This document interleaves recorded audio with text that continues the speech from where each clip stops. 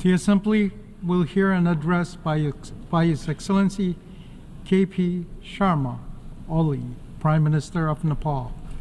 I request protocol to escort His Excellency and invite him to address the Assembly.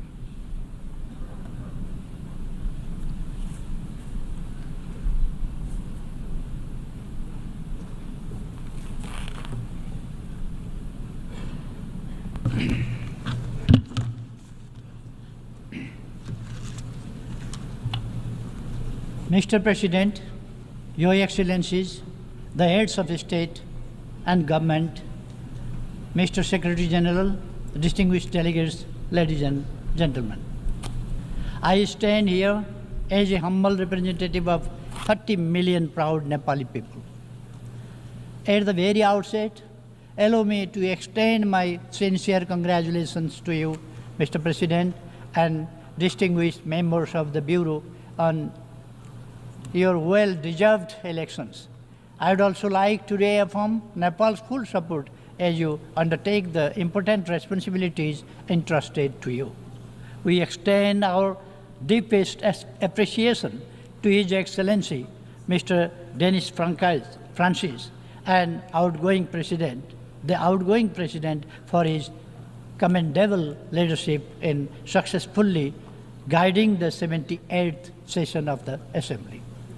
Our highest accolades are due to the Secretary General, Mr. Antonio Guterres, for his tireless dedication to reinforcing multilateralism and tackling global challenges. I fondly recall your visit to Nepal last year, Mr. Secretary General, and your message of peace from the sacred birthplace of Gautam Buddha, and the message of climate catastrophe of mountains from the Everest region. Mr. President, the world is at a watershed moment in history. The contrast between rich and poor, harmony and hatred, and economic development and environmental destruction have never been as stark as they are today. Both people and planet stand on the brink of climate catastrophe. Geographical rivalries are resurging. Military expenditures are skyrocketing along with an unabated arms race. The specter of nuclear conflict looms larger than ever, even before. On the one hand, our economy remains frail, still grappling with the lingering effects of the COVID-19 pandemic. On the other, nationalism and protectionism have re-emerged. Even before we have reaped the benefits that liberalism and globalization were meant to deliver. Even after 300 years of industrialization and modernization journey, it is deeply troubling that in our so-called civilized world of 21st century, wealth and prosperity are concentrated mostly at the hand of global north, and the poverty and destitution are heavily concentrated in the global south, particularly in the least developed countries. To overcome these travesties, we must demonstrate our leadership that promotes meaningful cooperation and collaboration. It is only through collective will and unified action that we can turn the tide and usher in an era of enduring peace and shared prosperity for all. In this context, the theme of this session, leaving no one behind, acting together for the advancement of peace, sustainable development, and human dignity for present and future generations, could not be more timely or relevant. We have reaffirmed our commitment through the Summit of the Future to build a safe, just, and sustainable world for both present and future generations. This pledge is embodied in the three pivotal documents we have adopted: Pact of the Future, Declaration on Future Generation, and the Global Digital Compact. We must demonstrate our determination to implement these documents for the well-being of present and future generations. Mr. President, allow me to underline that the principle of leaving no one behind has long been the cornerstone of Nepal's approach to development across all sectors. This philosophy is enshrined in our Constitution, which upholds the values of democracy by guaranteeing inclusivity, equality, justice, proportional representation, human rights, and social protection for the most vulnerable sections of society. I am determined to lead my country with my deep conviction to comprehensive democracy. For me, comprehensive democracy ensures equal rights, equal access to opportunities, social justice, protects the vulnerable communities, and provides the security and dignity for all individuals. Democracy goes far beyond the right of the people to choose their leaders. It is about leading the people towards prosperity and happiness so that they could feel highest level of dignity. At the international level, sovereign equality and mutual respect constitute the backdrop of comprehensive democracy. These principles are essentially for building the frameworks of a just, inclusive, equitable, representative, and accountable global order.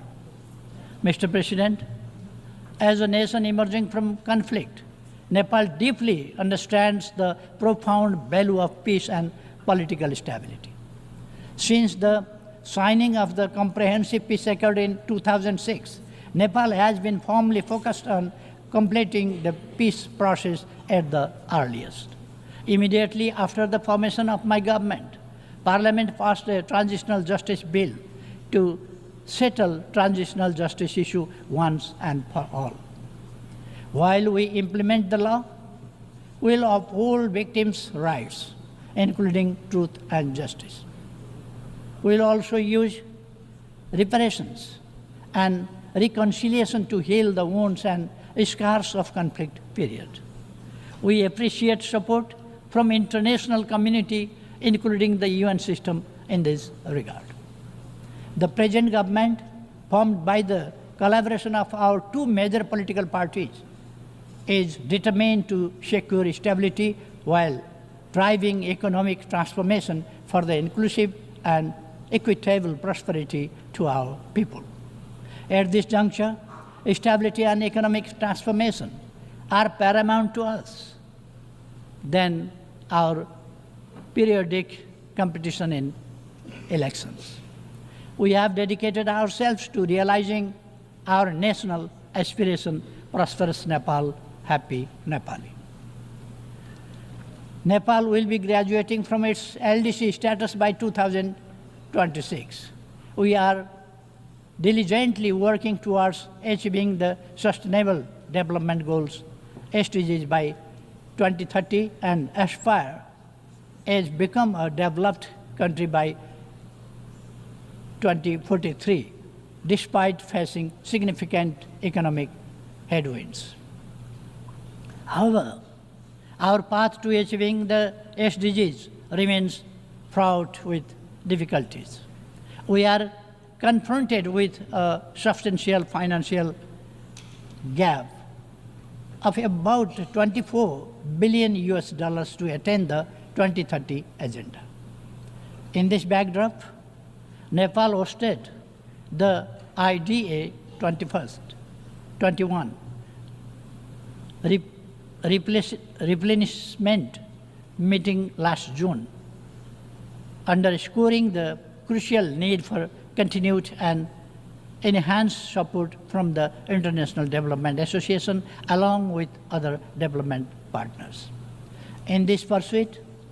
we strongly reiterate our call for enhanced, predictable, and sustained international support. Mr. President, climate change has emerged as the gravest threat to our planet, people, and prosperity. My own country, Nepal, is particularly hard hit. We stand as one of the most vulnerable nations to climate change and are ranked as the 20th most disaster-prone country in the world. Of utmost concern is the alarming rate at which the pristine Himalayas, often referred to as the third pole, are losing their vast snow reserves. This loss threatens water availability for billions of people living downstream, extending far beyond the borders of my country. Nepal has hugely been contributing to the health of our planet through its forests, mountains, and rivers. Yet, despite these efforts, we continue to bear the brunt of climate change. In this context, we call for climate justice. Our mountains play a crucial role in regulating the climate and ecosystem of oceans with their snow-fed rivers flowing down to the oceans. Nepal's Himalayas, as a natural climate stabilizer, help maintain a cooling system in a region situated in the hottest zone of the planet between the Tropic of Cancer and Capricorn. Given their significance, it is essential that the mountain agenda should receive the due attention in climate negotiations. Nepal is steadfast in its commitment to the Paris Agreement and aims to achieve net zero target by 2045, 5 years earlier than global target. As climate change is a global challenge, it demands global action and collaborative efforts to address its widespread and cascading impacts. Adequate climate financing, including loss and damage fund, is crucial to support climate resilient measures and infrastructure for adaptation in developing countries, not least in LDCs. Mr. President, Nepal's land is blessed with the wisdom of enlightened great sages from both the Hindu and Buddhist faith, particularly the teachings of Gautam Buddha. This profound legacy has shaped our worldview to seek global harmony, peace, and security. The values of love, harmony, tolerance, and empathy, as espoused by Gautam Buddha, hold even greater relevance today than they did over 2,500 years ago. But to our deep dismay, the world is increasingly distressed by division, suspicion, hatred, and enmity. Nepal firmly believes that dialogue and diplomacy are the sole means to resolve conflicts, including in Ukraine and Middle East. It is through love and compassion that hostility and hatred can be overcome, paving the way for lasting peace. On the issue of Israel-Palestine conflict, we continue to support a two-state solution where Israel and Palestine coexist peacefully and securely within internationally recognized borders, in line with relevant United Nations resolutions. We must address the worsening humanitarian crisis in regions such as Libya, Syria, Sudan, South Sudan, Yemen, and elsewhere. It is vital to uphold the principles of sovereign equality, non-interference as enshrined in the UN Charter, to ensure peace and stability, Consequently, the sternly oppose, we sternly oppose any form of unilateral intervention or sanctions. Mr. President, disarmament and non-proliferation issues must be prioritized. Nepal strongly advocates for the general and complete disarmament of all weapons of mass destruction. As the host country to the UN Regional Center for Peace and Disarmament in Asia and the Pacific, Nepal firmly believes that regional efforts, including the Kathmandu process, serve to strengthen the global disarmament regime. Technology presents a double-edged sword, especially for the least developed countries. If we harness it, we can make remarkable progress. If we fail, it will leave us further behind. We call for technology transfer to enable us to catch up. Mr. President, Nepal has always adhered to a peaceful, independent, balanced, and non-aligned foreign policy based on the principles of Panchashil, the UN Charter, international law, and norms of world peace. We conduct our foreign policy with profound belief in amity with all, enmity with none. Nepal remains committed to further strengthening its close, cordial, and constructive relations with its immediate neighbors and beyond, rooted in the principles of mutual respect, sovereign equality, territorial integrity, non-interference in each other's internal affairs, and peaceful coexistence. As the largest contributor of troops and police to UN peace operations, Nepal stands ready to further enhance its contribution to global peace and security. Nepal believes it is our rightful call for having commensurate representation in the leadership positions both at the UN headquarters and in the field, reflecting our significant contribution. Mr. President, Nepal firmly advocates for the reform of the UN system to make it more effective, democratic, transparent, and accountable. We firmly believe that stronger multilateralism with the United Nations at its core is the only path forward to tackle the numerous global crises we face. We echo a call for substantial reform of the global financial system as aptly described it by Secretary General Mr. Antonio Guterres as morally bankrupt. The voice and representation of countries in special situations, including the LDCs, landlocked developing countries, LDCs, and small island developing states, must be ensured. Mr. President, Nepal firmly upholds the belief that all human rights are universal, unalienable, indivisible, interdependent, and interrelated. It is with this conviction that we have become a party to 24 international human rights related conventions and protocols, including 7 of the 9 core instruments. We are fully committed to promoting gender equality and ensuring equal rights for women. Nepal is making necessary legal arrangements for the full realization of all human rights for women and girls, including their sexual and reproductive health rights. Protection of the rights of migrant workers, including their safety, security, dignity, and well-being, has always remained our priority.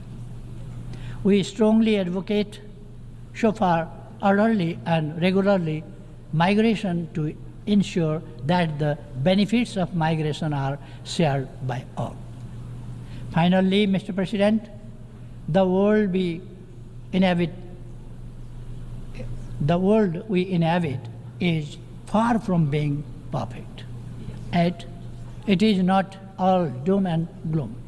We firmly believe that humankind is still capable enough to march ahead without compromising the prosperity and happiness of future generations. None of the global challenges we are facing today have been imposed by alliance. These are our own makings, our own creations. Therefore, it is self-evident that by fostering global understanding, trust, and cooperation, we can overcome these problems and challenges. A just, inclusive, and equitable world order, as well as sustained prosperity and attainable when we collaborate effectively. Let me resonate the wisdom of our ancient text, the Maha Upanishad, from around the 6th century BC, Vasudhaiva Kutumbakam, meaning the whole world is one family.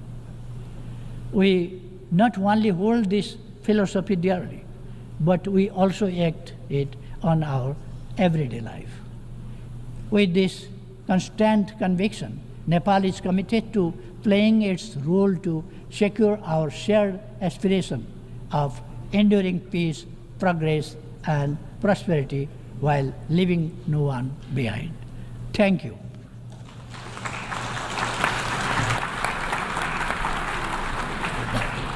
On behalf of the Assembly, I wish to thank the Prime Minister of Nepal.